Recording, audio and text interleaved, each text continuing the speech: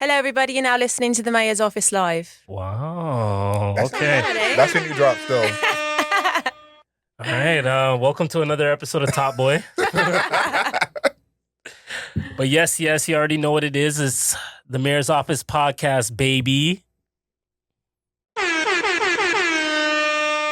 we're back again with another episode. I'm your host, Ralph, a.k.a. the Mayor, a.k.a. the last Mayor Bender, a.k.a. excited for the live show. We got something special for you guys December 14th at Society Clubhouse. We will be back at it again because the last show was so nice, we had to do it twice. Mm-hmm. And I don't do this podcast by myself. I do it with my amazing co-hosts, some special people.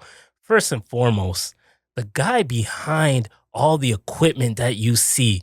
He said, I want a camera to myself. I want to be in the back. I want to do this. He owns a studio, 1990s studio. Stax Edwards, talk to him. Yo, what's going on, man? It's Scott. No.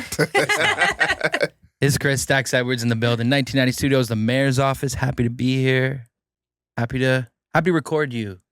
Great young people. Oh, he thinks we're young. Oh, I appreciate that. Chris, we're all in our 30s here, Yeah, buddy. it's true. You're old too now. Yeah. But I got to introduce this other guy here. I've known this brother for 15 years and counting. It's been a long time. And I respect this brother. And you know what? The ladies respect him too because he has the peak male physique. Allegedly. Talk to him. Boy, Adriel Smiley Official, AdrielSmiley.com, a.k.a. The Godfather, a.k.a. what do you call it? Peak male physique? Peak male physique. It's a new one. You have a new AKA. I think you might be canceled for that. I don't know if you're allowed to even say that, but while it's still allowed, I'll take it. Appreciate you, Adriel. I appreciate you, Chris, and I appreciate all the listeners here. But I would be remiss not to tell you guys that we have someone special here in the podcast, someone that has multiple accents, extremely talented, versatile, and has a special surprise for our live show. Would you like to introduce yourself to the people? Yeah, my name is Ari Daye King, and I'm excited to be here. Thanks for having me. I thought when you said Anne had a special surprise for the live show, I thought you were going to say Anne farts a lot. I really thought that's where you were headed with My it. mind wasn't going there. Yeah, I don't know why I thought that. There's really no real reason for me to think that. Can we I said it first. You just recycled my joke, first of all. Okay. So, And now you're just running with it. So that's not really fair. As- Give me the credit. I said you were, what did I say? A compulsive farter? as a man, it is my duty to take someone else's joke and use it. I just see Adriel as a compulsive liar, but if you want to do farter, that's okay. Yo, Wow. that's crazy. That is getting cut. You have to That- keep that in. that Come was on. crazy. Nah, you gotta keep that. That was a wet one. That was a wet one That- for sure. That was Skid marks. That was it's a Skid short. marks, It's for a sure. short. Ari, what happened to your accent? Where'd it go? It kind of comes and goes sometimes. It likes to make an appearance when it wants to, and then it hibernates for a few moments. Okay, like a bear. Yeah, Okay, interesting. Like So, a bear. Ari, grizzly. let's be real. Let's tell the people why you're here. December 14th, we do have a live show. Is this show going to include you or not? Like, what's going on? Yeah, I will definitely be there. I'm going to be performing my EP that I released 2 months ago now. It's called 333. It's very near and dear to my heart. Feels like my little baby. And yeah, I'm really excited to let you guys hear it. It's my first time hearing it live, so I'm excited to hear it. Yeah, 'cause I haven't heard you perform it live. Cool. Like No, what are you talking about? Canadian Music Week. I did hear you perform it live before but you. that was like when it was just bare bones, just a piano and me. Mhm. Yeah, I'll have some backtracks for you guys so you can get the full experience of the EP. But You're bringing a piano? yeah, I'm gonna bring my piano. Wow. I'm gonna play for you guys. Oh, you're giving us a show. Yeah. Okay. All right, I'm going to give you Canadian dollars. I was thinking about giving you pesos before, but if you're bringing a Whatever piano. I can use in Venezuela. Nah, that's true. I'm screaming. I'm excited. Like one of my favorite EPs of this year, and I'm not just saying that because you're here. I told you before, I wish it was more songs because it is really good. So I'm excited for everyone to hear it. Like we had a That's good so performer sweet. last time. We're bringing it back, another good performer. And listen, our shows have been a vibe. Like you're gonna get a great audience. So I'm excited just for you to meet some of our audience to meet you. And listen, the Mayor's Office Live supporters, some of the best. So I'm really excited. Yeah, I've seen some clips from the last show, and it looked packed, stacked and packed. So I'm excited. Stacked and honey packed. Stacked and honey packed. There will be honey packs. There will be food. There will be comedy. And most importantly, there will be Ari. So looking forward to it. Ari, are you cool to just sit down with us really quickly? Like, just riff with us for something? Like, Yeah. Adriel usually wants to talk about something that's going on that he's seen or he has questions about. This time is something that's in space. So I don't know if Adriel wants to take over. Or we're going to Sure. talk about the moon landing. I like this. I know you didn't want to talk about it. I know Chris is really excited about this. But here's why I had this on the dock, okay? I'm going to give you guys kind of my backstory. So a lot of people have their own feelings about, did this really happen? Okay, is it real? Is it fake? And two things brought this to mind. If you guys don't know, my favorite show ever is Mad Men. And there's a whole part of the show where they kind of have the moon travel, we'll call it, as a part of the show. And people are kind of holding their breath because if they don't make it, the whole world's going to be sad.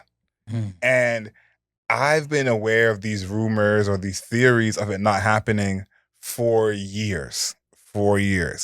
But what do we say about all the failed attempts?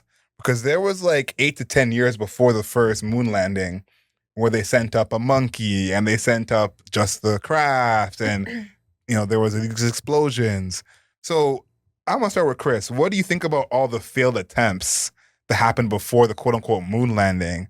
And how does that play into the theory of the moon landing being fake?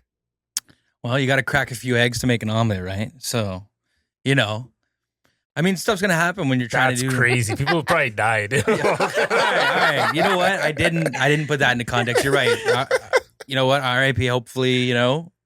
But yeah, unfortunately, someone probably did. But that's how we get, you know, with evolution and we get to the next step. You got to have some trials. You're going to run into some tribulations. If at first you don't succeed, Try again, right? yeah. I don't know. I think that's why people probably have a lot of questions. You know, there were a lot of things happening when that was going down. You know, it was the Cold War. It was the Russia with Russia. Big thing being the funding that was involved. It was like what, $30 billion they were trying to get to fund. People didn't like that, and that's why I think it's interesting because if the moon landing is fake, why didn't they just have it happen earlier? Because they had a lot of tragedies. There was years where they sent a dog up there and the dog died, so everyone's sad and Because like the camera equipment wasn't up to date. Now, you know? So I just looked this up, guys, live on the podcast, okay? There has been roughly 100 lunar missions to the moon. What do you guys think the percentage of those that have failed and not failed? Ooh, I think that's a it's like good DeMar question. DeRozan from 31%. Wow, that failed? That made it. That made it. Okay. What about you, Ari? I'm gonna say less than that. That made it. Yeah. Less than 31%. Damn. Yeah. Chris? I'm going to say like 5%. Yeah, I'm gonna say maybe like 11 or 12. 40 to 50% of these moon landings have failed. The price is Wow. right. Ooh. Growing up, I am Ari, you don't know this, but I am Dominican. I'm Dominican, yeah. I am a conspiracy theorist through and through. Okay. Zeitgeist, anything that I need to really topple society with, I'll figure it out. That's I'm what not trying gets to your learn. wheels turning. Yeah, that's what gets my wheels turning. Okay. Yeah, that's what turns me on. Conspiracy theories. And I never believed. Episode 69 is gonna be crazy. I never believed in the moon landing. I thought it was fake. Mhm. I was never one to believe what the white man has brought to me, except for Mhm. Chris. So that's just how I grew up. Good old Scott. Yeah. So until I see a black man on the moon, I don't believe that it Didn't exists. happen? Didn't happen. Okay. Has there been a black man on the moon yet? I don't think so. So I don't believe in it. So what do you think about all the failures? Like, are those fake too? No, I think the percentage is probably a lie. I got this from Chat GPT, so we don't officially know what it is. Could be a Steven Spielberg set when mans went on the moon. Because that's why. Because I think I was like you. I thought it was a little bit of a fib. You know, obviously the government has lied to us before. So What about Area 51? Isn't that like a little fishy too? No, that's real. Yeah, that's real. That has to be. Yeah, real. that's a government. It's in New Mexico. No, that's what I'm saying. It's a real place, but why? So they Why? can. Why? That's where they can fake the moon landing. That's what I'm saying. Isn't that maybe a There's probably a TV set there. yeah? Steven Spielberg, George Yeah, Lucas, all of them. Probably. Where do you think Star Wars came from? Mm. So Oh shit! what? A lot of niggas were on the moon. Yeah. Now you gotta believe it. God damn. Yeah. There's 3 niggas that went on the moon. Man. It's ruined you just like that. Fuck, it's real. Yeah, 1983. 1992 and 2020. Damn. Recently too. 2020. Yeah. Pilot SpaceX crew. You mission sound one. disappointed. No, literally. I gotta support my niggas on the moon, man. I gotta do it. Yeah, because I was thinking, I'm like, I'm with the whole theory of it being fake. Like, I'm here for that. But I'm like, is just the one moon landing, the first one, fake? And what about all the ones after it and all the drop my phone and all the ones before it? That's my question, because when the Cold War was happening, they were going There's back and pressure, forth. yeah. So it's like, were they both faking it back and forth? Or were they really, failing all these attempts? And then they just said, I'm tired of attempting. Let's just shoot it. Well, haven't we? Yeah, go ahead. No, I was gonna say, haven't they not been back to the moon since? That's what I thought. I Yeah. apologize. I made a mistake. They went to space. I you're got saying. I got giddy. Yeah. They 3 went to niggas space. went to space. To Yeah, space. But I haven't landed on But the no moon. niggas been on the moon yet. No one's been on the moon. This So is an emotional day for you. You believed, you didn't believe, now you believe again, now you don't believe. Back on the X-Files. Yeah. So yes, only 3 black people have been to space. So yeah, I'm back on my theory that nobody's been to the moon. Because if we can't do it, why can anybody else? So do wait, has only one person ever been on the moon, supposedly? I think so. Just one individual? it? I think it's been 2. No, Neil and who? Buzz? Buzz Lightyear? Just kidding. Wow. Buzz Aldrin. Buzz Aldrin? Chris is checking right now. Adriel, do you believe it? I don't believe it because I here's why I don't believe it. The whole Cold War leading up to it, that part I do believe of these 2 white countries going back and forth, seeing who can get to the moon first. True. Mhm. And spending a lot of money and losing a lot of lives in the process. But I think I was gonna say, if you remember, none of us were born, but in the 50s and 60s, they thought we'd be going to the moon all the time. Mhm. That was an understanding of once we get there, we're gonna start building civilizations. consistent. And Yeah. once they got there the first time, you're right, we haven't really been back. Mhm. So it's kind of like, what was this whole race for? Just to say who got there first? Mhm. So the understanding of we can just kind of make it seem like we got there first, then the race is done. Mhm. Mhm. So that is what makes me think that there's something off there, because we spent all this money talking about we're going to build, a city there and people are going to live there, which is already crazy, but they're your body, your choice. But if that was the case, how come they got there the first time and no one spun the block? So I guess tell us the facts, Chris. What did ChatGPT say? I was just gonna say, I think it's a dick measuring contest. I think back in the day, it was like, all right, we want to be the first one. It's the United States of America, being with Yeah. Russia. Let's see who's got the bigger engine, Yes. the bigger machinery, the Yes. shinier toy. That's I feel like that's a big America's MO in a lot of things. Definitely. They just want to be the biggest. Yeah, I would agree with that. I wouldn't be surprised if that was the case. I think we have the technology now, and I feel like we have the means. So I think it probably happened at some point. I don't know if that first moon landing is Mhm. actually legit. Who knows? Yeah, because I did not for this part, but I did some research on the race because I was interested in like them going back and forth and all that. And Mhm. it was very, like, I guess painful for the people who are following it in terms of someone might die on the way up and the engine might fail Mhm. and that sort of thing. So in the end, I think, is it really worth it? Obviously, the 60s was a different time. They cared about different things. But now, I feel like we have almost no interest in even going to the moon. Mhm. I You agree know? with that. So I just looked it up. 12 people have been to the moon, like has walked on the surface of the moon. And nobody has walked on the moon since 1972. Which is that's kind of my point, is like, is that not weird? They a long spent time a ago. decade sending every living thing up there trying to make it happen. And then once they got it, this is a crazy comparison, but Ralph, I know you'll understand this, allegedly. It's like when you're chasing someone romantically, and then once you get them, not exciting anymore. That's what I feel like is how America was with the moon. No comment. But I agree with the American statement. So every episode we go back in time based on the year of the episode. So this one is 1966. I mean, look at what happened that year in history. Okay, just to take a look back. Got to respect your elders, all that jazz. So first one, this one is so interesting. Ralph, I don't know if you can get this. Someone broke the NBA career scoring record with 20,000 points in 1966. That has to be Wilt. Yep, Wilt Chamberlain.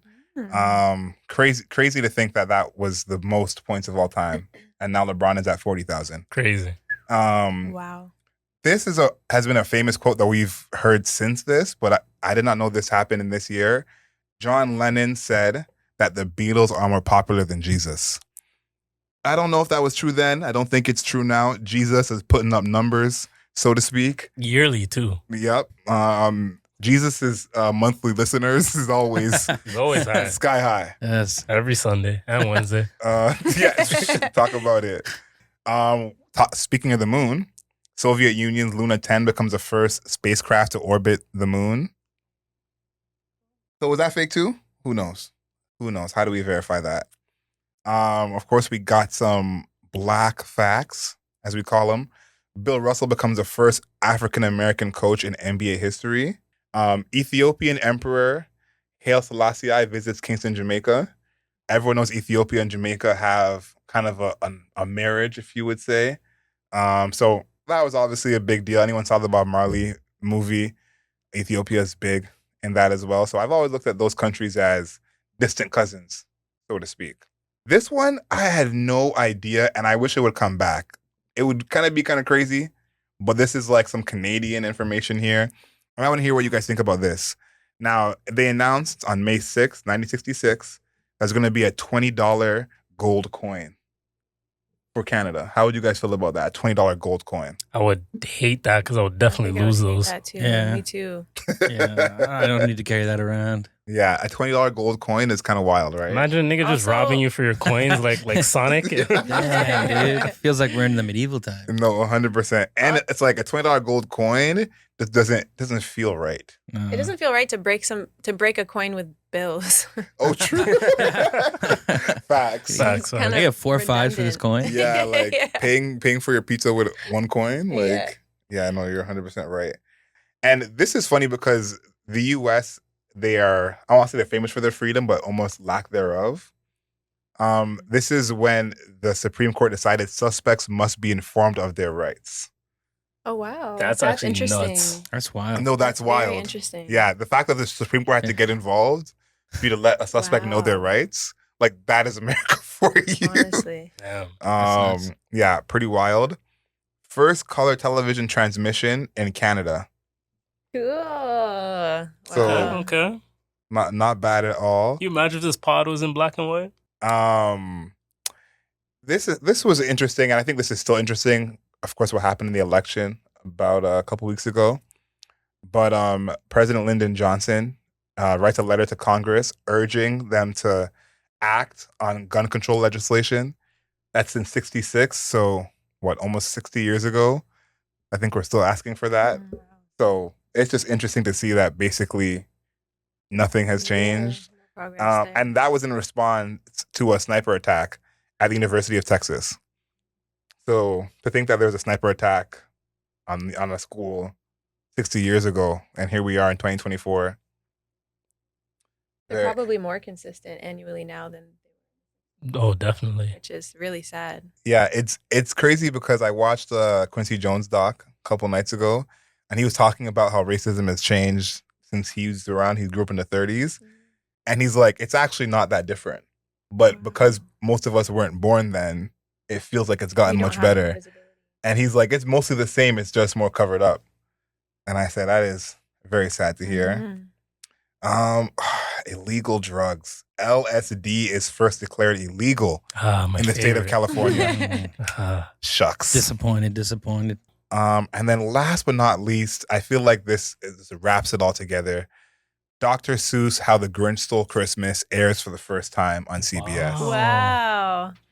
Pulling them all together. Yeah. Oh, okay. They're from the Black Panthers to Dr. Seuss. We have it all. Some interesting facts in 1966, Adriel. Yeah, it's crazy that a lot of the stuff that happened then is still relevant today. Even Dr. Seuss, like, I went to a pajama party on the weekend. They're playing How the Grinch Stole Christmas on the TV during What'd you the wear party. at the pajama party? I wore a robe, a do-rag, and I had some burgundy velvet sweatpants. Wow. I love that you said I wore a robe and just forgot the I wore robe. I wore a robe. This guy's such a fancy guy. Yeah, I didn't have pajamas. I was like, I can't show up to this party in a wife pleaser and boxers. So I said, I'm gonna have to figure something out because I didn't know these people, and I was not about to show up as the one guy, not in some kind of pajamas. When you have the peak male physique, you can wear anything. Right? That's fair. Don't say right. Is there anything you're looking forward to in the future? Myself? Yeah, you. I mean, my future or future of mankind Both. or This future of mankind is crazy. Both. Let the people know a little bit about you. I think for myself, I'm just excited about my future in general. There's a lot of unknowns, but that can be exciting. For mankind, I think there's more love and like acceptance. I know that might sound corny, but I think that's really what we need to just accept one another a little bit better. And I think that's when progress is gonna actually happen. Listen, I'm with you, of course. I'm all for acceptance. Personally, I don't judge. That's just not in my character. But at the same time, we do need to bring bullying back and bring shame back. So here's my thing. Two things can be true. Yeah. I feel like we need a little chaos in order to appreciate the peace. Yeah, you can't have the good without the bad. Yeah. That's Yeah. So you piss off your And- partner once in a while. good. Yeah. No, you said yeah. Yeah. Yeah, I said it before I realized what you said. I was like, yeah. Let's go say, yeah, piss him off.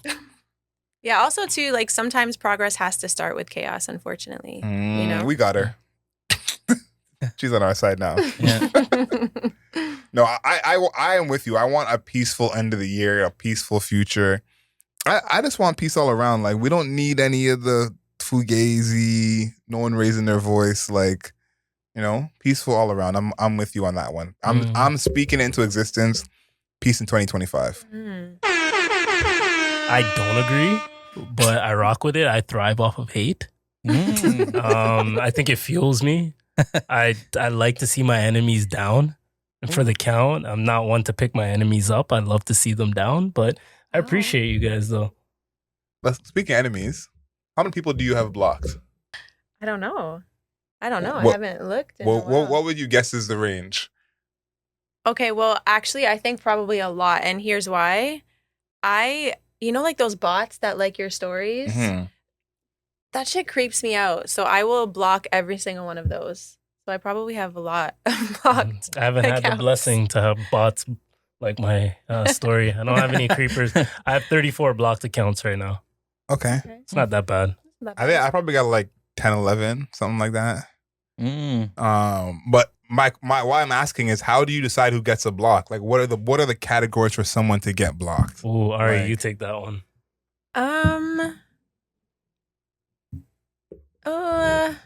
I think allegedly. allegedly. I think a few things. If you give me like creepy vibes, I don't like accounts that follow me and they like have no pictures, follow a bunch of people and nobody follows them back. That really just creeps me out. So and I have an open account. Big so, account vibes. Yeah, that just creeps me out and I'm big on energy. Like why? So you might get a block if that's the case. And other than that, I think I don't know if this is a popular or unpopular opinion, but I think if it disrupts my peace and I don't want to see it for whatever reason. Your peace must always be protected. Yeah, 1,000%. 100%. And also too, like Instagram and social media, it's not real. It's real not life. real. No. So, I like to focus on the real. That's all. Ralph, you want to take this one next? On the accounts that I block, What makes someone What block deserves a worthy? block? Yeah. what deserves a block. Yeah. If you're bothering This me, guy's voice is cracking. He's getting nervous. if you're bothering me, if you're DMing me too Yeah. much and I don't have a connection to you, if you're liking a lot of my stories and I don't know who you are, so kind of like what Ari said, what else deserves? If you're just pissing me off, like if I don't rock with you no more, if you unfollow me and we have actively known each other, you're getting a block. Like that's just what I'm on right now. Like I don't want your energy anywhere near my energy because I'm trying to elevate and I'm not trying to depreciate my value. Okay. Fair. I like those. Yeah, I just wanted to hear what you guys think about why someone should get blocked. What about you? It's not about me. It's not about me. Yeah, 3 years of this, of him That dodging does questions. not seem fair. Okay. 3 years of him dodging questions. Don't be scared. I'm not scared. I'm more a mute person. That's why I'm asking. I'm more like a mute you, mute your post, mute your story. Oh, so you're a baby. You're a scaredy cat. Oh no, my mute list is high too. I agree. Yeah. Yeah, I mute a lot Because- of people. Sometimes Why not just block them though? Nah, because it's not it's not that- like it's a disrespect. Like we have mutual like respect for each other in some capacity. I'm just muting you because I don't like talk to you, or your page is annoying me. Yeah, like- it's the annoyances. like a mute will happen for me if you know when you start watching someone's story, the story keeps coming up at the top, and then it's almost compulsory that you keep watching it. It's like I actually don't really care about you this much for you to be the number one story. Okay. Mhm. So I'll mute you because, like, listen, I thought you were cute for like 8 days, and now you're just right at the top. Time So, management. Angel just mutes girls. That's all. Yeah. Time management at its best. and then, like, of course, I have some exes blocked. That's like if I actually loved you. Like, if you're just like whatever, we could still be cool. Oh. But if I actually loved Wants to you, spin back. He's stopping himself from spinning back. yeah. But if I actually loved you, like, it's less likely you're gonna get a full-time block and never get unblocked. Just because you don't want to have that visibility, like you don't want to be reminded. Both ways. Both ways. Don't even perceive me. I'm not gonna perceive you. Cause I don't want to have to worry about it. You know, like they creep me. My page is also open. Mm-hmm. So if they creep me and then they see what I'm doing, I'm like, you can't even creep me. You know, let's just cut that off. But I'm more of a mute person than a block person. Block is for a few serious offenders, but mute is most of y'all of like, again, I thought you were cute for like 90 hours, and now that I'm over it, let's just mute you. Okay. All right. Is that okay for you guys? Does that answer suffice? Yeah, I like it. I'm I'll a muter accept it. too. So It'll do. Okay. yeah, Okay. as long as if it's cool, Ari is cool with me. No, she called me a baby, I did. and a little then bit. Sorry about that. and before we even got on the mic, she called me a bunch of other things that I'm not gonna say. But I just want to make that clear before you get out of here because I know everyone must think you're nice and sweet and multiple voices and accents, but off mic you do have a mean streak to you. So I just want to make sure everyone gets the full picture. Are you an evil Listen. singer? No, not an evil singer, but I think if y'all don't cheer loud enough at the live show, like you might catch some wrath. Oh my gosh. So I think just be on your P's and Q's, clap loud, cheer loud, because you don't even want to know what happens next. That is not true. I'm a very kind person. Do you have anything in closing for the people before they see you next December 14th? No, just come ready to hear some new music and come ready to give me your feedback. I love hearing people's feedback. So yeah, come ready to just enjoy some good music and come ready to have some conversations. I want to talk with you. That's it. I hope you know what you got yourself into, asking for feedback. Yeah, what kind of feedback like do you want? feedback. You want like a Google review, face to face? Should we No. comment on the mix? And it's not even it's not even like did you like it or did you not? I think I create from a very like emotional place. So I want to know how it made you feel more than anything else. That tracks. Yeah. I can confirm that. Yeah. Appreciate you pulling up, Ari. Yeah. Thanks for having me. It was fun. All right, big shout outs to Ari Daye King. You guys can hear her again either on Spotify, Apple Music, wherever she is streaming right now, and then December 14th on the live show. I want to transition from chatting with a artist to speaking about artists. Okay. And I'm going to keep it female. We told you people we were the GloRilla podcast. I was not playing years ago, and I'm not playing now. Yeah. You said go give Glow her flowers. We need our flowers.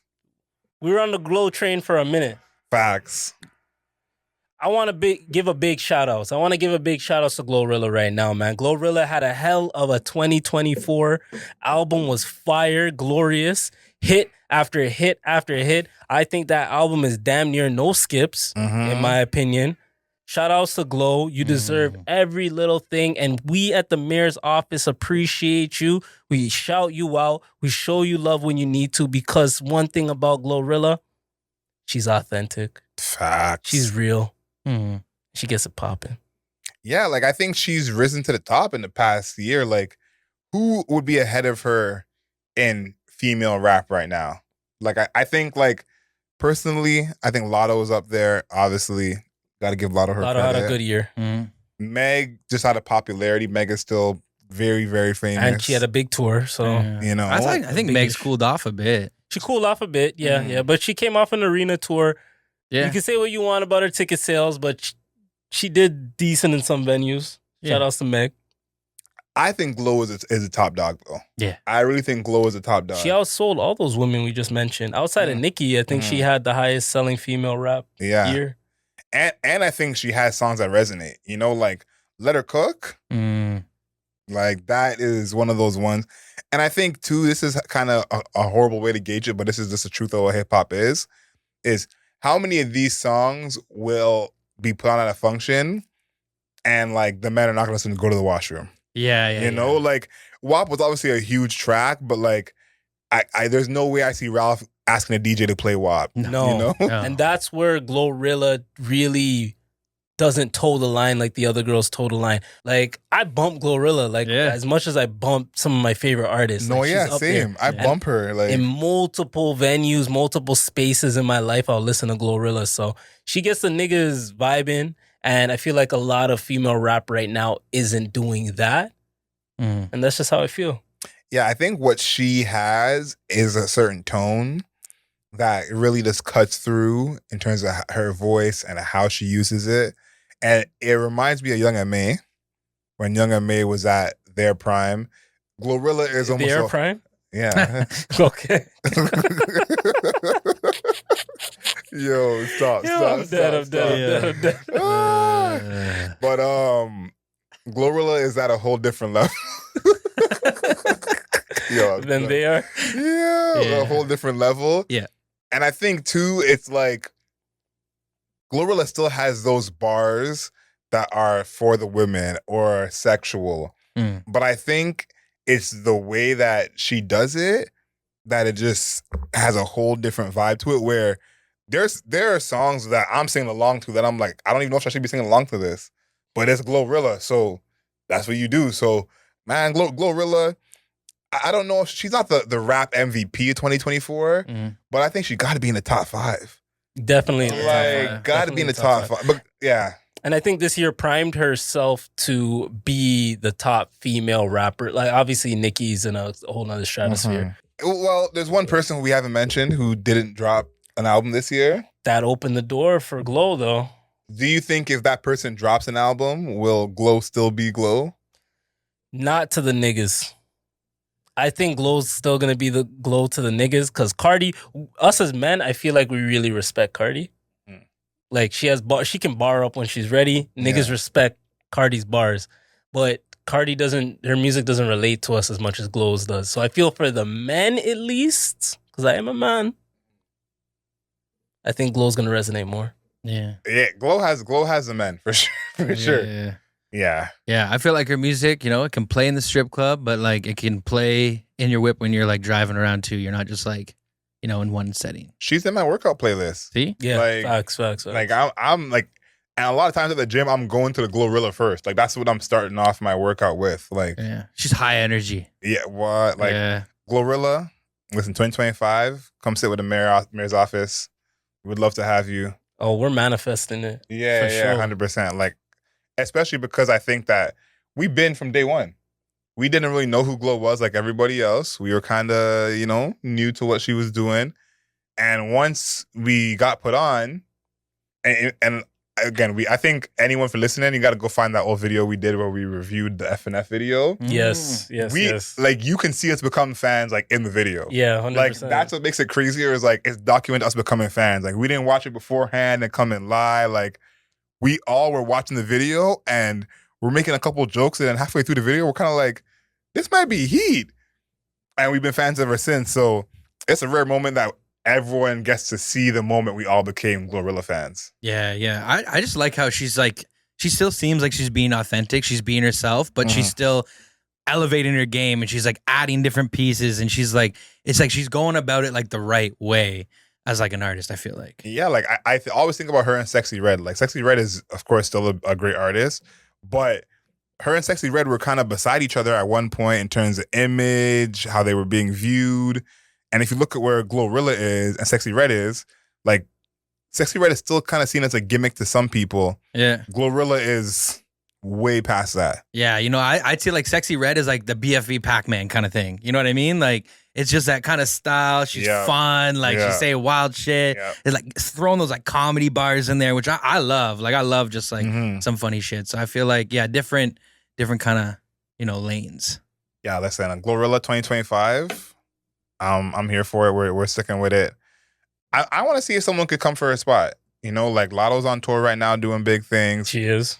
If Cardi drops, that's going to be a huge deal. Again, we're crossing our fingers for that. But until that happens, GloRilla is the one, not the two. Yeah. Did you ever feel like with her when she started out, Glo, that like maybe she was going to like come up too fast and it was going to kind of stunt? Like when she dropped that other track with, what's that track? Favi? Yeah. That cha-cha-cha track? Yeah, where it's too gimmicky. Yeah, so she did that. She got killed for it, rightfully so. Yeah. But she did a big bounce back, which I was very, very, very surprised about because I was a little hesitant about talking about Glo on the pod. Yeah. You feel me? When that track dropped. But, you know, she stepped up. She flipped it. I think she found her sound now.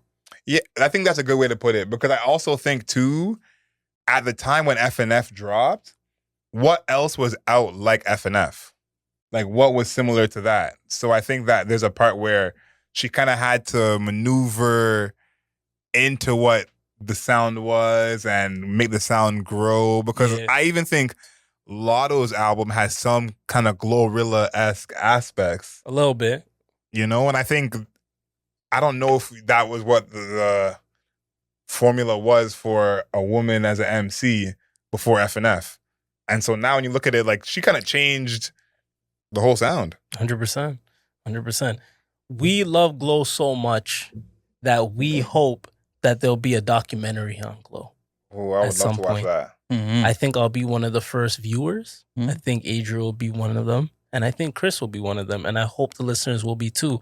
But there are a lot of other docs that are out now, hip-hop related. Almost too many. I think there's a lot of artists that are getting docs. Some deserve it, in my opinion, and some don't. Meg got her doc recently. Yep. I was on the news today, you know, like the shade room, like I like to go on. The news. And as I was surfing the news, I was finding out that there's another artist that has a doc that's coming out by the time of recording. French Montana has a doc. Huh? Would you guys like me to read you the synopsis of the French Montana doc? And based on that, you'll tell me if you want to watch this doc or throw this doc in the trash. Are you guys ready? Please. I would love nothing more. All right. So, released on Paramount Plus, November 19, 2024, the French Montana story delves into the life of French Montana. It captures his journey from being a Moroccan immigrant growing up in the Bronx to becoming a hip-hop star. The film focuses on his family struggles and the sacrifices that shaped his career. Are we watching it or are we throwing it in the trash? I'm watching it. Oh, yeah. I'm watching it. I'll watch it. I even though I don't love his music, I'm going to be perfectly honest with you. I'm not checking for the next French Montana single.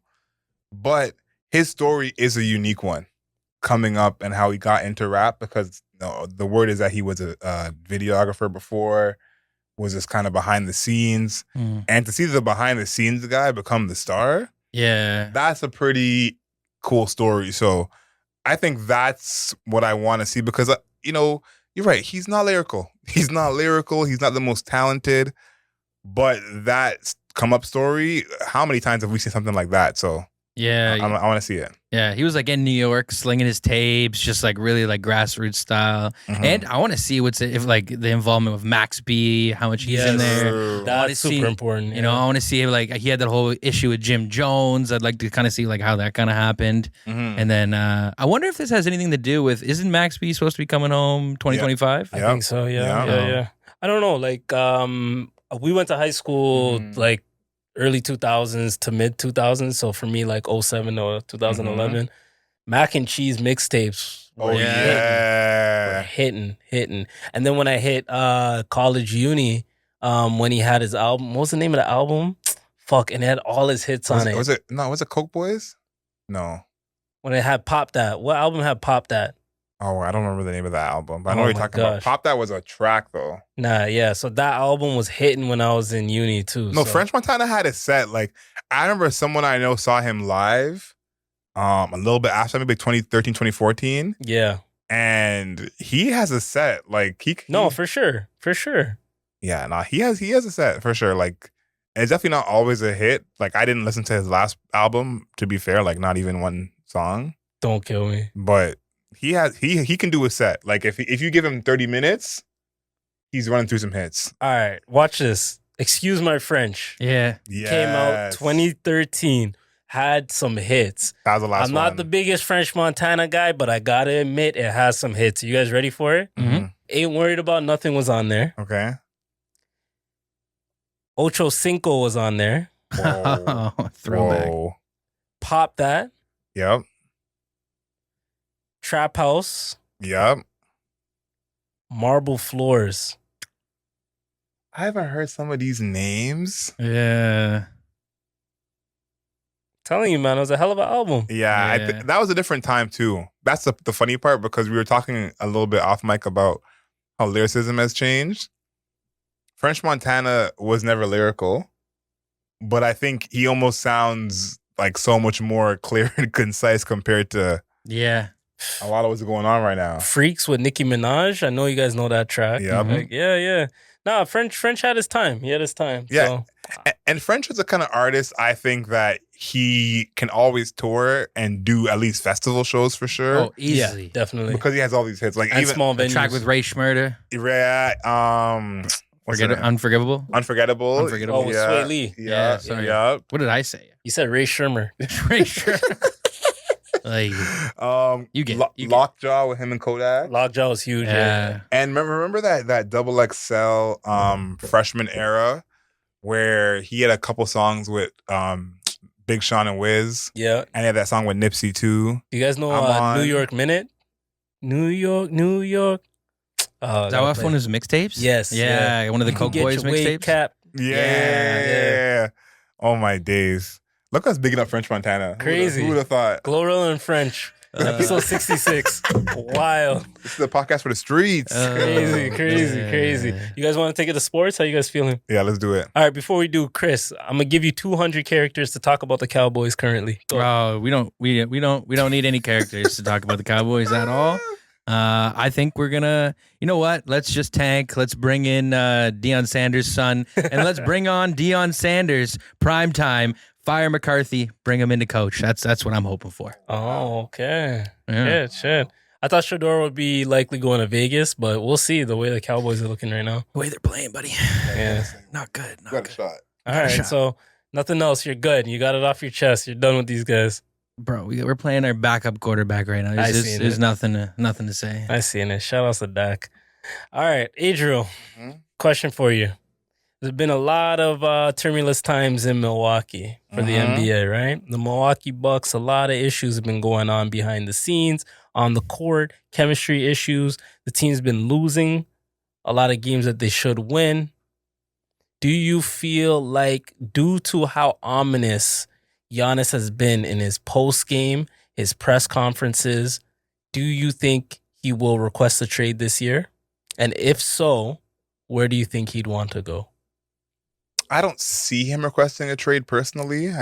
Maybe in the summertime, if they have like a playoff flame out, maybe that could happen. But I don't see them requesting a trade. I think if he was going to request a trade, I actually don't know where he would go, because who is he going to play beside that's better than Dame? I think that like Dame was obviously like again they were one of the title favorites at the beginning of last season when they got Dame. Now it's funny, they're probably one of the worst 49 win teams ever. Like we're making it seem like they won 29 games when it was 49 games, but I don't really see where he can go that he's going to have a better situation than he has now. I know that the team that's been really, I guess 2 teams that have been rumored for him. One, which is like very light, is the Golden State Warriors. I think that's a obvious, like, not thinking on the Warriors. Yeah. That helps them a lot. And then the other one is the Miami Heat, who were really making space for him before he signed this big contract. Them and the Raptors really wanted him. I don't think the Heat is still a good fit. They've been really struggling, and I don't think he can save them. Of course, if Giannis gets his way to the Warriors somehow, all the power to you. Like, definitely go and do it. But I don't really see him leaving because I think they still have something going on. Like, I don't think they're all the way out yet. Like, they're only a few games back of the playoffs. You know, they haven't played their best yet, but I think this team still has kind of some untapped potential. And I think players still want to play with Giannis. Like, Giannis is still the top 3 guy in the league. I completely agree. There's a lot of basketball left, and they are starting to gel a little bit. One thing I would say, I just want to indulge in this hypothetical a little bit. I do like the teams you named, but I'm going to throw one more to you. I think that it needs to be a team that, 1, he needs to play with somebody that's an elite level talent. Of course. And 2, a team that has assets. Okay. And the only team I think that can really fit that bill is the Oklahoma City Thunder. Interesting. Okay, I'm not mad at that. A treasure chest of picks, and they have a lot of young talent that they could potentially trade to get Giannis. That's a whole different style of team, I think, if they get Giannis. Of course, Giannis is one of the best players of all time, so I think any team would take him. But I'm not mad at that one completely, though. But again, I think it's just a different style of team if they get Giannis. So we get to see how they play differently, but I'm not mad at that. And I think that is probably the trade I would feel comfortable about as a Milwaukee fan. Because I've seen some of the mock trades on Twitter and on Instagram. They are rough. There's one that is a Lakers trade. Have you seen that one? The Lakers hypothetical trade? There's always a Lakers hypothetical. And of course. And there's 3-teamer, them, the Lakers, and the Detroit Pistons. And the Bucks would get Austin Reeves, Rui Hachimura, Austin Reeves, D'Angelo Russell, and a pick. And it's like, why? What are we doing? You know, so I think that at least the Thunder trade, if you get 4 or 5 picks, but again, that would be a big move. And I think I guess KD going to the Suns, but has like a player as good as Giannis demanding a trade like that. It's happened, but yeah, it's pretty rare. Yeah. All right. So let's see. You guys let us know in the comments. I think that Giannis might not request a trade because he's going into the last year of his contract. But you guys let us know. And we've been giving out shout-outs all episode. Glow's been getting shout-outs. Yep. French Montana's been getting shout-outs. Don't kill me. Ari Daye King's been getting shout-outs. Adriel's Physique's been getting shout-outs. But I want to give one more shout-out before the day's done. I want to shout out this Canadian player that's playing for a Canadian team. I want to give a big shout-out to RJ Barrett. I thought you were going to say Chris Boucher. No, I was not going to say Chris Boucher. I want to give a big shout out to RJ Barrett. Yes, the Raptors aren't doing well. Yes, it looks like we're tanking. Let's get that out of the way. I want to speak on the positivity that this man is bringing, leading this team as best as he can. He's been getting a career high in points averages. He recently got a career high in points at 39 points against the Indiana Pacers. Career high? I believe so. Or it's his Raptor career high. Mm-hmm. Sorry. 39 points is the most that a Canadian player has ever scored for the Raptors in a single game. So I'll say that. First triple-double he's had this season. Mm-hmm. Career high in assists he had this year. Yeah. Career high assist averages. Mm-hmm. There's so many more things that I can say about RJ Barrett. We want to show you love here at the Mayor's Office podcast because you are developing into the talent that we all thought you would be coming out of college. Yeah, I don't think anyone really saw that he could be this good as a number one guy. I think that was kind of the knock on him for a long time in New York. Just for reference, his numbers: 31% usage, 23 points per game, 6.5 assists, 6.4 rebounds, 34% from three, 42% from the field. So not great percentages. The usage is 69% high. from free throw. But I think he's doing better than we thought he would do in this position. Like he is not given the feel that he could be a number one guy at all, and he's not doing bad in this role. So I want to give him his love. I want to shout him out as well because I'm impressed. And it's funny, there's a joke around on Twitter that RJ Barrett and Jakob Poeltl are the most unbeatable pick and roll combo in the league right now. They're up there. And it's obviously a joke, but like this is the best Jakob has played.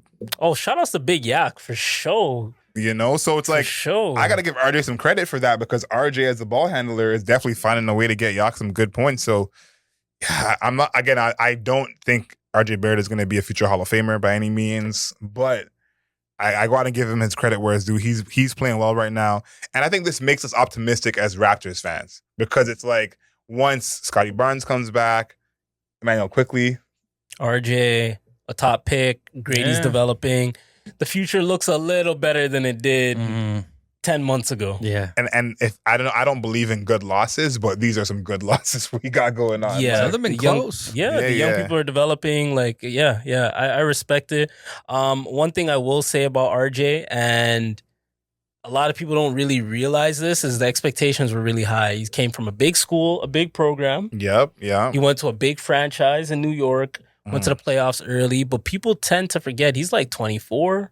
Yeah, he's young. And if you compare him and the speech that's used to compare RJ Barrett to someone like Jalen Williams, J-Dub in OKC, they talk about J-Dub, future all-star. He's going to come into his own. He's going to do X, Y, Z. RJ's the same age. So what are we doing? Like putting up better numbers. Yeah, I understand what's on OKC, but RJ has proven to be a little more consistent at this point, and he's seen bigger games. RJ is one of those players that the NBA has decided already how they feel about him. And I think that is what's kind of hurting him is that he's still young and can improve. He's in a new role, a new system, a new team. And we've seen a lot of guys, once you change, like look at Norman Powell right now. Norman Powell's averaging 25 points a game, and he basically couldn't start for us for most of his career. Yeah. And so it's like, I think RJ, we can now realize he has more to him than what we thought. Like, I think everyone has to agree on that. Yeah. Sometimes you just need like a new look, a new situation, new coaches. Yeah. You know, and just a different fit. A new set. New set. New set. Come on, talk about it. Come on, man. You YouTube people, we got something fresh for you, man. We didn't talk about it, but you see it. Yeah. We see you. Yeah. If you listen to the podcast, head over to YouTube, see what we got going on. Brand new set. Switch it up a little bit. Adriel. Yep. I want to open the door for you because at the beginning of every podcast, I like to say the things that are bothering me, but I know you have some strong sports takes. So can you give me your NBA rant for the day? You didn't see this coming, but I'm going to talk about the Sixers. Obviously, I've never done that before. But right now, as we record, they are 2-11. Joel Embiid has played 3 games. All have not been good. Paul George is having some of the lowest averages of his whole career. Tyrese Maxey has been injured. Their best player throughout the whole season has been Jared McCain. And I think, of course, we'd love to see a rookie play great, but that is really how bad it is in Sixerland. Now, to be fair, I was optimistic at the start of the season because Maxey, Embiid, and George all signed for 4 more years. So all the pressure everyone's putting on them this year, I'm like, we don't need to put pressure on them. They got more time. Paul George is going to be here. Maxey's going to be here. But I heard people saying that Embiid might be done. And I'm like, he's young. He's only 30 years old. You know, can't say he's done. But that brace on his knee, he said it himself, I am scared to push off of my knee. And people were comparing him to Shaq, but not Laker Shaq, late career Shaq. And they said, is Embiid Phoenix Shaq or is Embiid Boston Celtics Shaq? Oh, no, that's not too Boston. Phoenix Shaq at least was an all-star level player to a capacity. The debatable. But I think that he made it because he's popular, but as a player, he wasn't that level. And so it's like, I think it's time to panic in Sixer land. Like, I think the panic people have for Milwaukee should be reserved for the Sixers. If you're the GM for the Philadelphia 76ers, what do? Do you blow it up? Personally, I don't think you can do anything, but you just kind of have to stay patient while everyone freaks out around you, because you have these guys for 4 years. I personally don't think Maxey is a number one guy. He's a point guard who's more scorer than anything. He's really good, though. He's really good, but I think that this whole team is very low on playmaking. Their best playmaker is Kyle Lowry, who's 110 years old.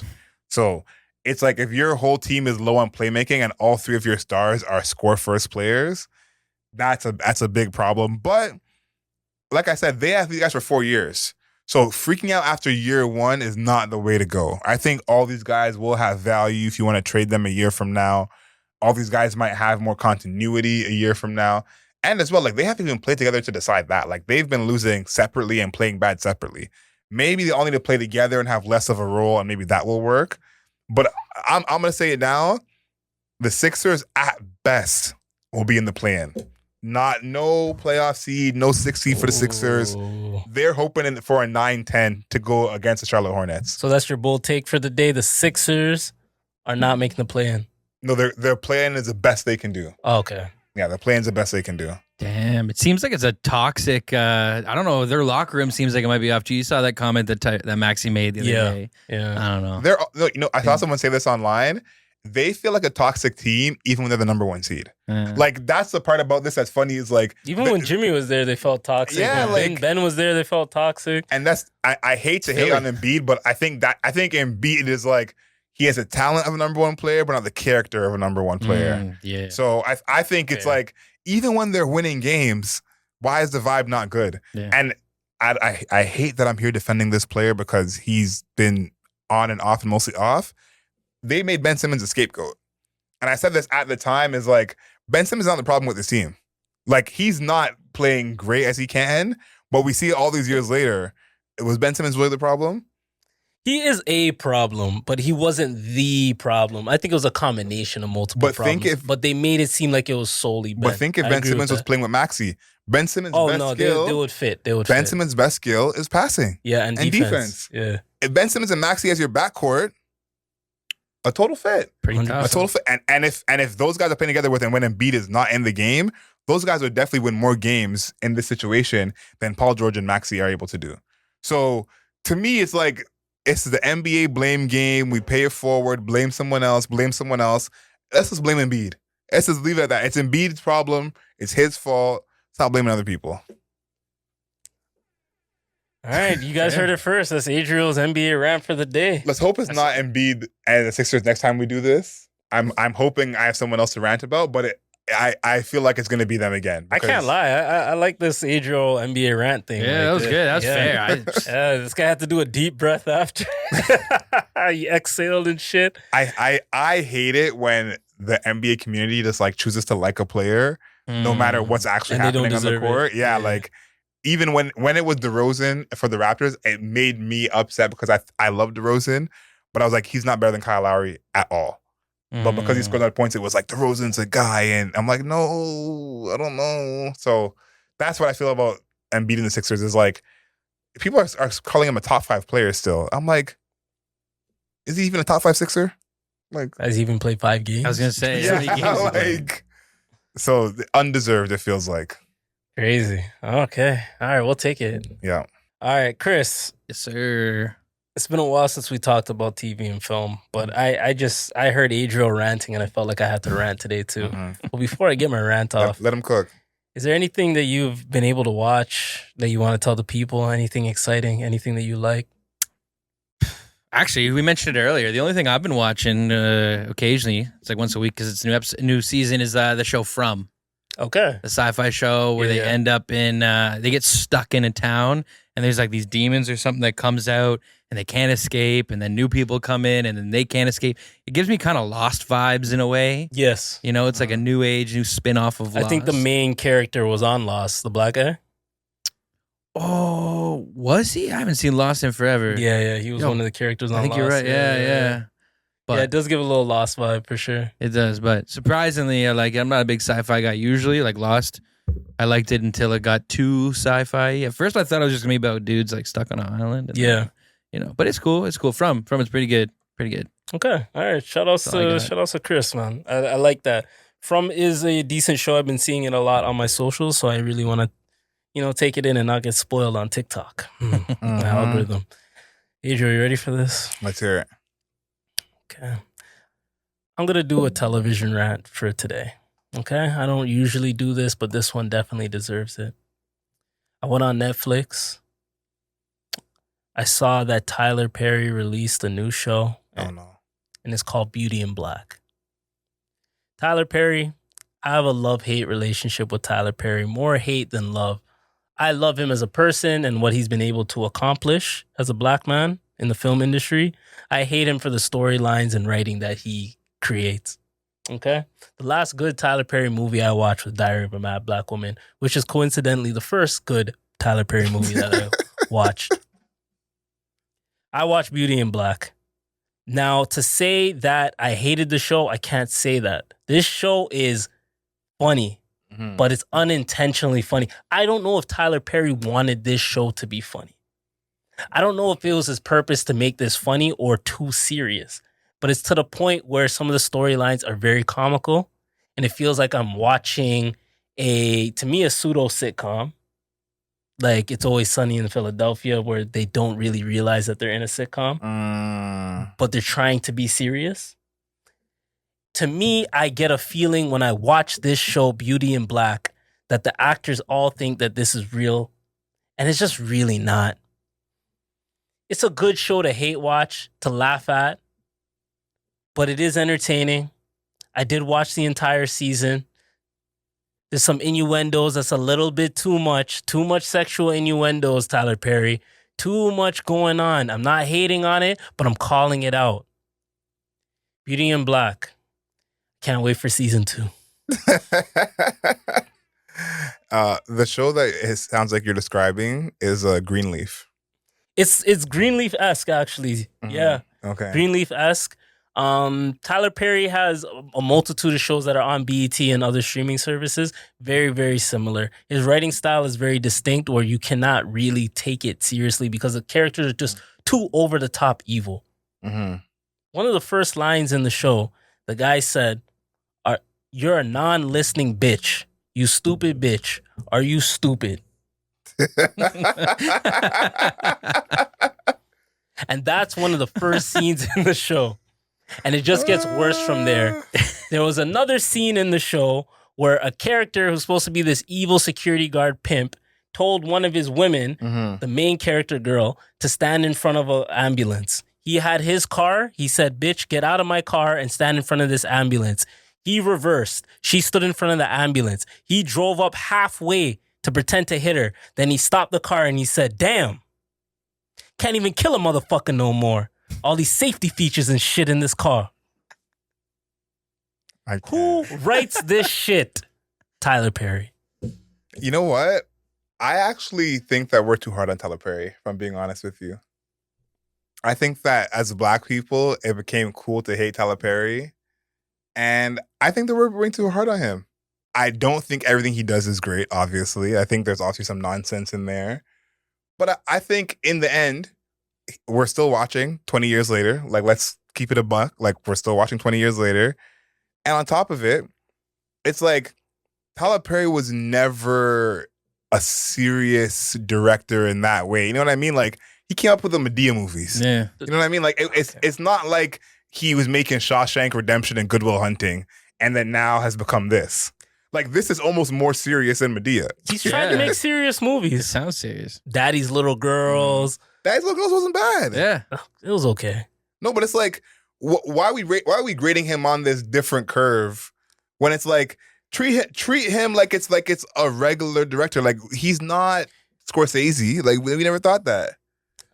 So it's like, why? It's like Daddy's Little Girls is a fine movie. That's what it's trying to be. I'm just saying Daddy's Little Girl is an example of Tyler Perry trying to be serious. It's not a bad movie, but I think we as black people give him a pass on a lot of his content. I think none of y'all give him a pass. I think y'all should give him more of a pass. See, I don't know. His box office numbers are pretty good with Medea's Halloween and Medea goes to this and Medea does that. But those are fun.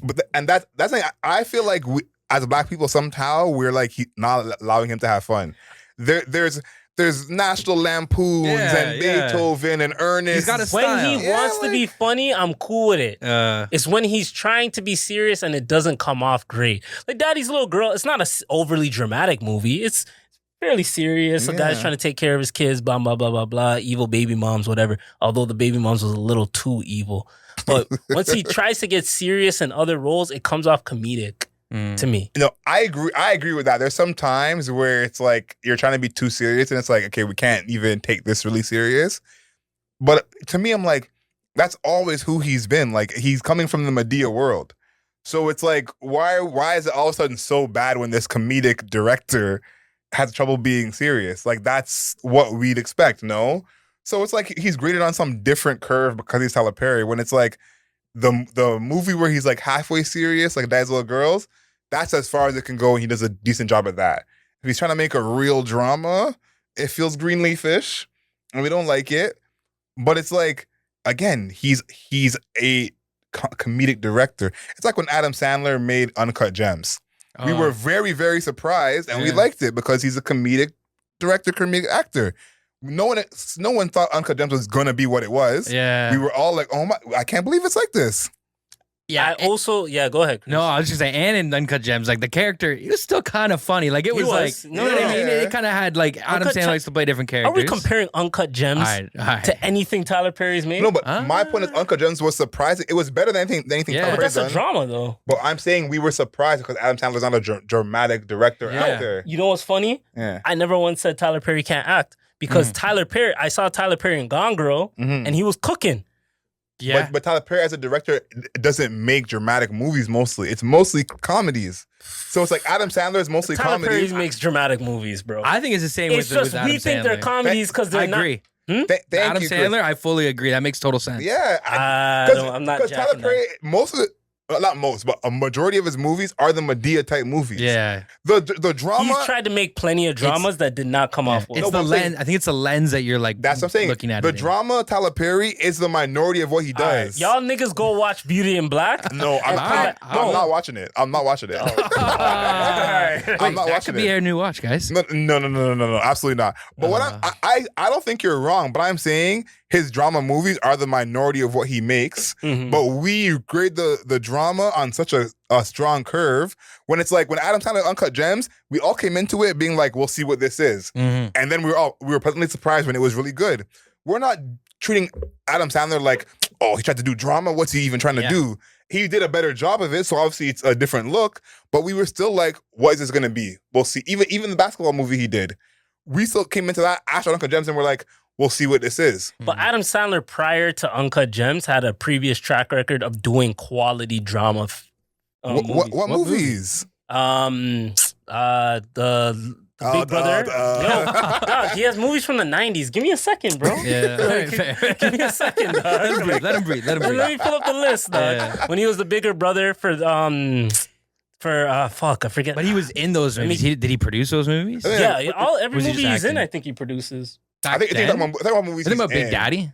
Yes. Big Daddy. That was still like comical. Like there was a lot of comedic parts. Yeah, like I you know? think. Tyler Perry, not all dramas can just be straight dramas. No, but- You need comedic parts to alleviate tension within dramas, or else we're gonna feel like we're bombarded with just darkness throughout the entire movie.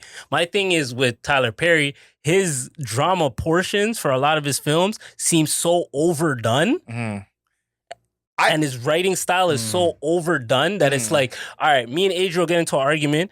What I would naturally say is, Adriel, fuck you. Mhm. What Tyler Perry would say is, Adriel, fuck you, you bitch ass nigga. Yeah, bitch, motherfucker. Yeah. And it's like, why are you hyper sensualizing the black community? I don't like that aspect of it. Adding a lot of adjectives. Yeah, he Tyler Perry definitely overdoes it. But my only point is that I think that the way that we view him and like rate what he does or like view what he does, we're already coming into it with a certain view that makes it work. That's all I'm trying to say, because Adam Sandler as an example of like, we know he does comedy. When he does a drama, that's him doing the drama. Mm-hmm. We come into it like, we'll see what this is. Yeah. Mm-hmm. When Tyler Perry does a drama, we come into it already being like, you're gonna make black people look bad, and this is how you always do it. He has a track record of doing it. I agree. Mm. I agree.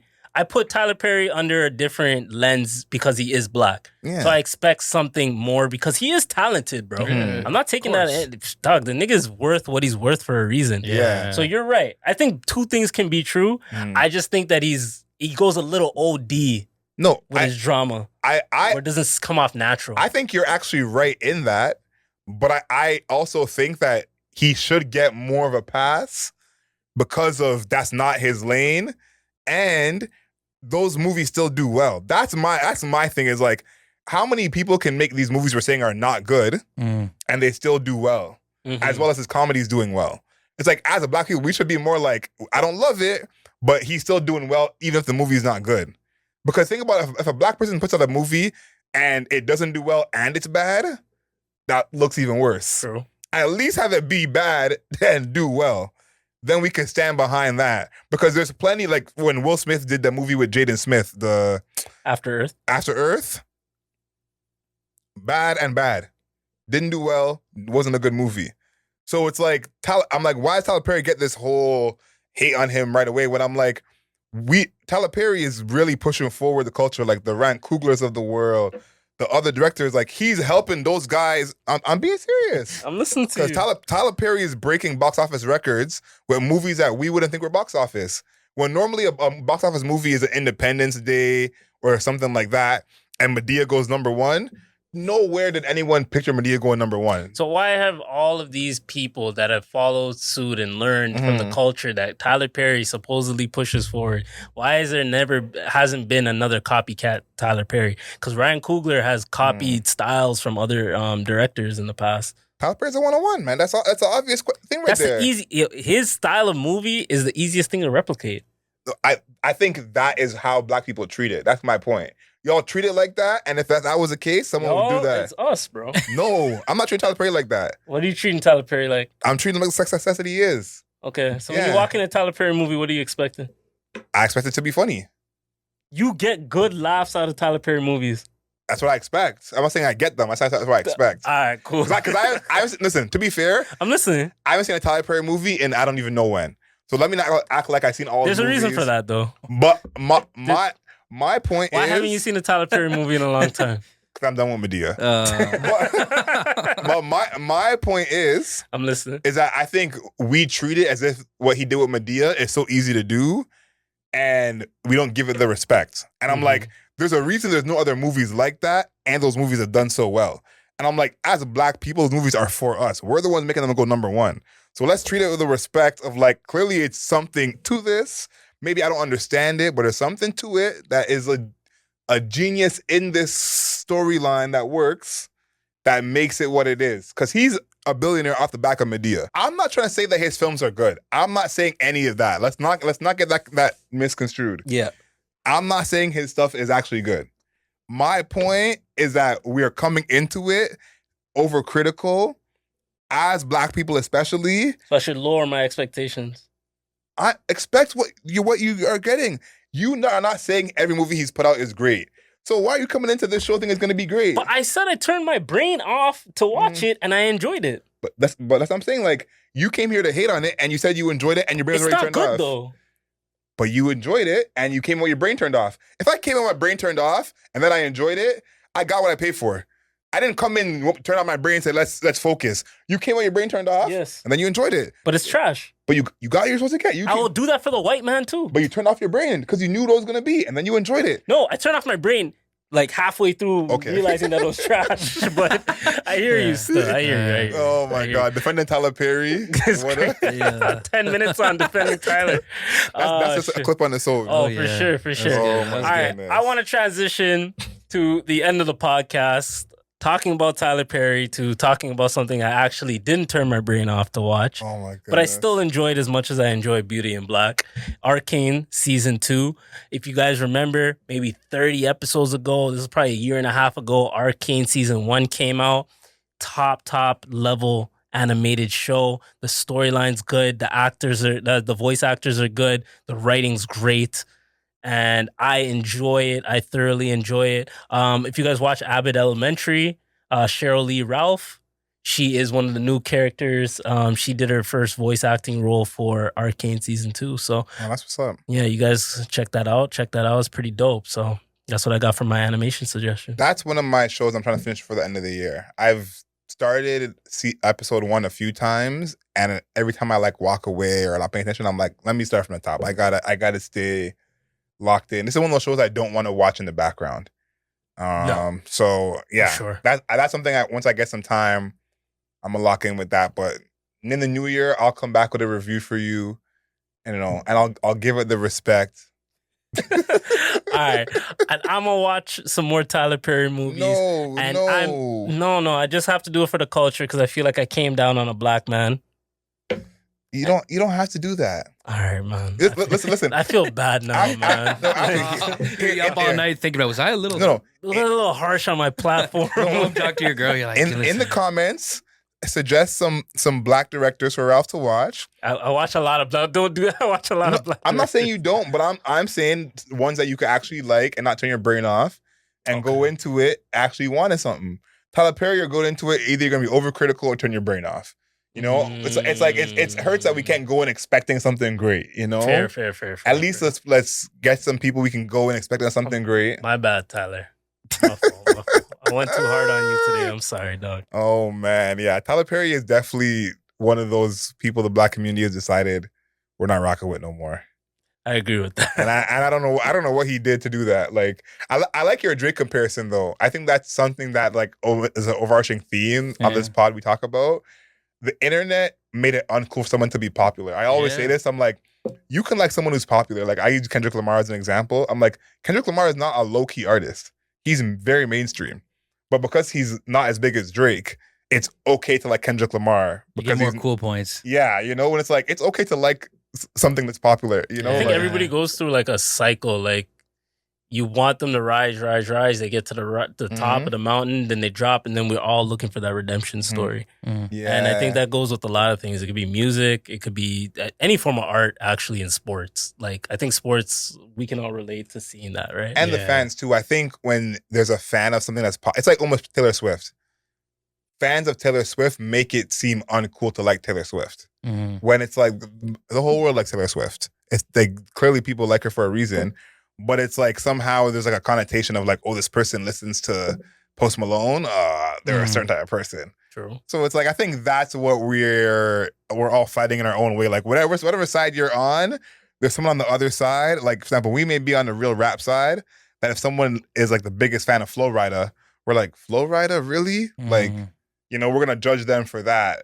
When it's like, it's okay to like something that's popular. Like no matter what side you're on, liking popular things is not a crime. Yeah, people just want things to be like sacred, and it's like, oh, it's only in my little world. You wouldn't get it, you know? It's like, no, I'd get it. Yeah, it's like, no, we get it, bro. That happens a lot in music.